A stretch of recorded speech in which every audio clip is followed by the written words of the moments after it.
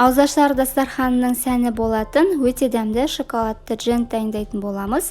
Ол үшін бізге осындай талқан қажет және ерітілген сары май қажет болады.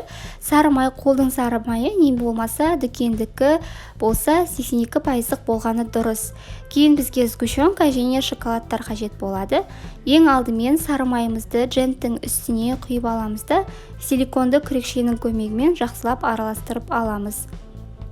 Кейін оның үстіне сгущенкамызды құйып аламыз және барлығын жақсылап біріккенше, жақсылап араласқанша осылайынан екі қолымыздың көмегімен араластырып аламыз.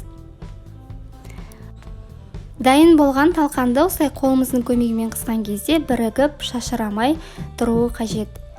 Кейін шоколадтарымызды ыстық судың ішіне осылайынан салып қоямыз еру үшін.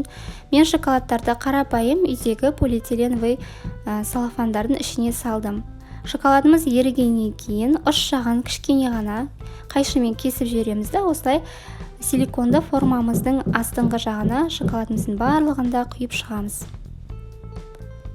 Кейін дәл сол шоколадтардың үстіне қасықтың көмегімен талқандарымыздың барлығын салып шығамыз және үстінен басып қойыңыздар, себебі талқан шашырап бірікпей қалуы мүмкін. Талқанның бәрін салып, осылайынан үстінен тығыздап басып аламыз. Барлығын орналастырып болғаннан кейін мұздатқышқа 20 минутқа салып қойсаңыздар, қатып барлығы әдемі болып шығады. Кейін екінші мен қызыл түсті шоколад қолдандым. Дәл жаңағыдай шоколадтың барлығын құйып алып, оның бетіне талқанымызды орналастырып, осылай бетін тығыздап, барлығын салып аламыз да мұздатқышқа 20 минут, жарты сағатқа қатырып аламыз. Үшінші қара түсті шоколад қолдандым. Бұл Қазақстан шоколады. Барлығын дәл жаңағыдай етіп істеп аламыз.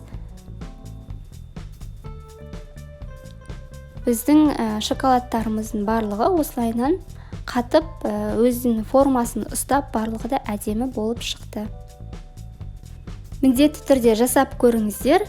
Ауызашар дастарханның сәні болатын сөзсіз өте әдемі көрінеді және дәмі де жақсы болып шығады. Сіздер бұны бизнес идея ретінде пайдаланып, осылайынан жасап сатсаңыздар да болады. Астарыңыз дәмді болсын, оразаларыңыз қабыл болсын. Каналыма тіркелмеген болсаңыз, тіркеліп қойыңыздар.